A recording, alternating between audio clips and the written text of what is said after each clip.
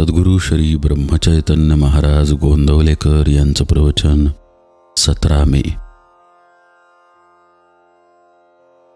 मी भगवंताचा आहे ही अखंड जाणीव ठेवावी। आपल्याला काही हवे असे वाटले आणि ते तसे झाले नाही म्हणजे तळमळ लागते, परंतु सर्व परमात्माच करतो आहे असे मानले म्हणजे काळजीचे कारण उरत नाही। आपण देव आहे असे म्हणतो, पण आपला तो खरा विश्वास आहे का? एखादा मनुष्य बुडायला लागला म्हणजे दगड जरी त्याच्या हाताला लागला तरी हा आपल्याला तारील असा त्याला विश्वास वाटतो आणि तो त्याला धरून आपणही त्याच्याबरोबर बुडतो। म्हणून म्हणतो देव आहे असा आपला खरा विश्वास नसतो। आपण नुसते तोंडाने म्हणतो एवढेच, नाहीतर आपल्याला काळजी का वाटावी? प्रत्यक्ष देव पुढे उभा राहिला तरी आपल्या मागची काळजी आणि सुखदुःखे संपणार नाहीत। याचे कारण म्हणजे परमेश्वरावरचा आमचा विश्वासच डळमळीत असतो। वास्तविक परमेश्वराची इच्छा प्रमाण मानल्यावर सुखदुःख मानण्याचे कारण नाही। परमेश्वर सर्वव्यापी आहे, तो जसा माझ्यात आहे तसा दुसऱ्यातही आहे, म्हणून दुसऱ्याने काहीही केले तरी आपल्याला त्याबद्दल काही वाटण्याचे कारण नाही।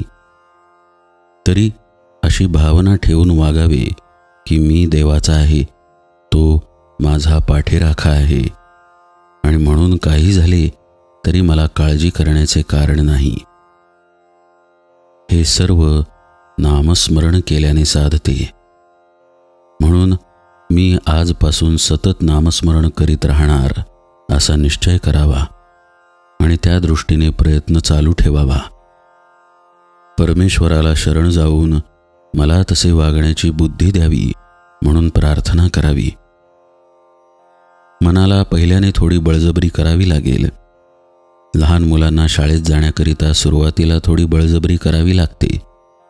मुलीला प्रथम सासरी पाठवतानाही तसेच करावे लागते। आपण थोडा तरी नियम करावा। उदाहरणार्थ, जेवायच्या आधी, रात्री निजताना, सकाळी उठताना नाम घ्यायचेच, भगवंताची आठवण करायचीच। असे केले तर ते आयुष्यात फार उपयोगी पडेल। प्रपंचाचा प्रयत्न आज जो चालू आहे तसाच करीत जावा, पण मला भगवंत हवा असे म्हणत जावे। मनामध्ये भगवंताची आस ठेवावी, म्हणजे ती हळूहळू वाढत जाईल आणि तिचे पर्यवसान ध्यासामध्ये होईल। समजा एखाद्या माणसाला घर बांधायचे आहे, मला घर बांधायचे आहे असे तो म्हणत जातो आणि त्यासाठी पैसे शिल्लक टाकतो। दागिने करायची वेळ आली तर ते नको म्हणतो, कारण पुढे घर बांधायचे आहे। हे जसे खरे, त्याचप्रमाणे मला भगवंत हवा असे नुसते म्हणत गेल्याने देखील मनुष्य निव्वळ प्रपंचातच गुरुफटून न जाता विषय बेताने भोगेल। खरा ध्यास लागल्यावर ती वस्तू मिळाल्या वाचून चैन पडणारच नाही। ज्याचा भगवंतावर विश्वास त्याला समाधान खास। जानकी जीवन स्मरण जय जय राम।